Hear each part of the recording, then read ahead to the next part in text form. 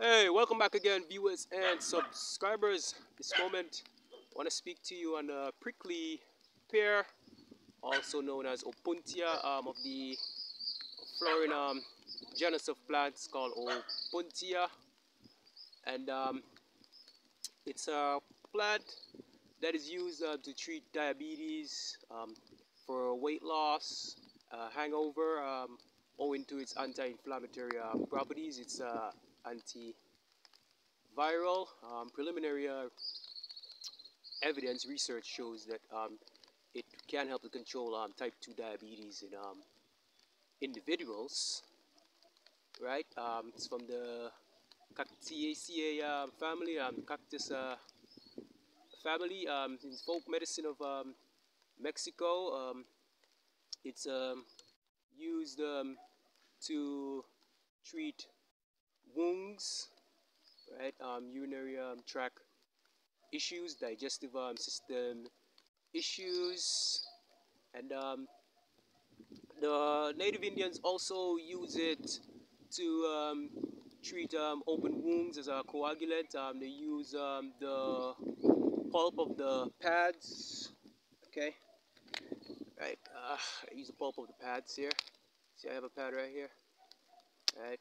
The fruits are called tuna, and the pads are usually called nopales.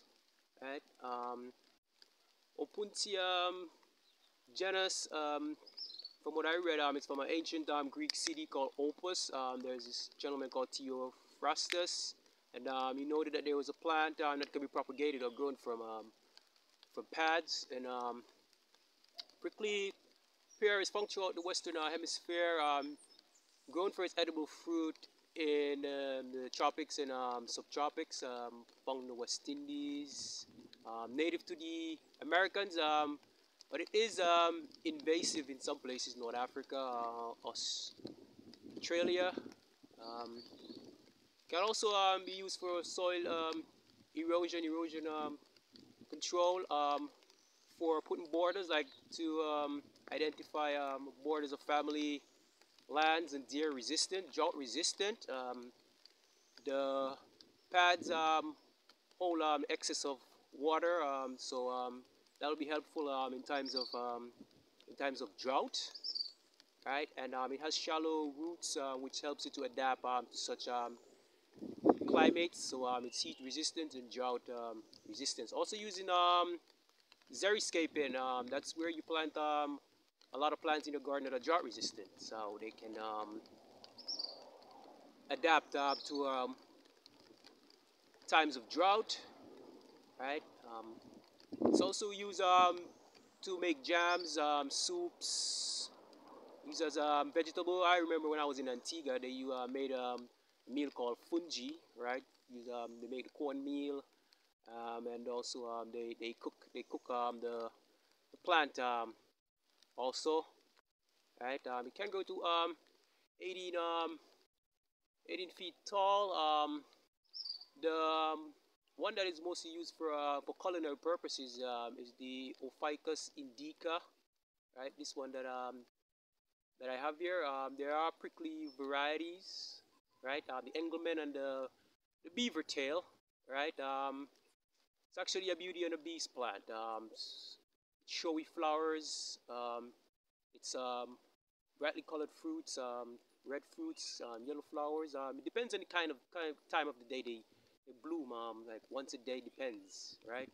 Really depends on the time of the day. It grows as an ornamental, right? Not only medicinal, but also as ornamental plant. Like I said, it's very invasive. It spreads, so you gotta be careful. Like here, see,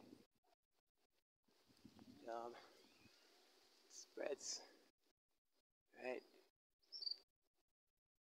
Right. So there was research done which showed persons with BMI had a decrease in their BMI, that's body mass index. Like I said, it helps with weight loss, right, and metabolic syndrome, right? So those persons not in the placebo group, felt saw a reduction in their BMI and also blood glucose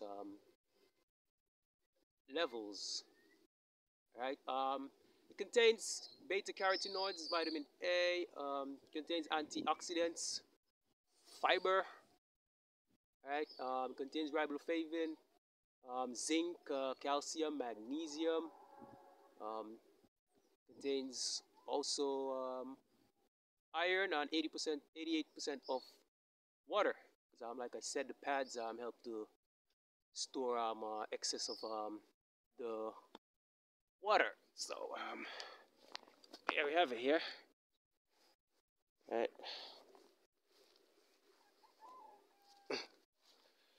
So, here red fruits.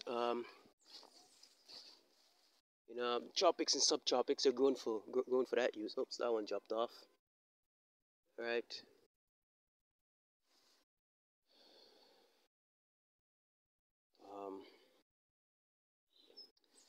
It's quite a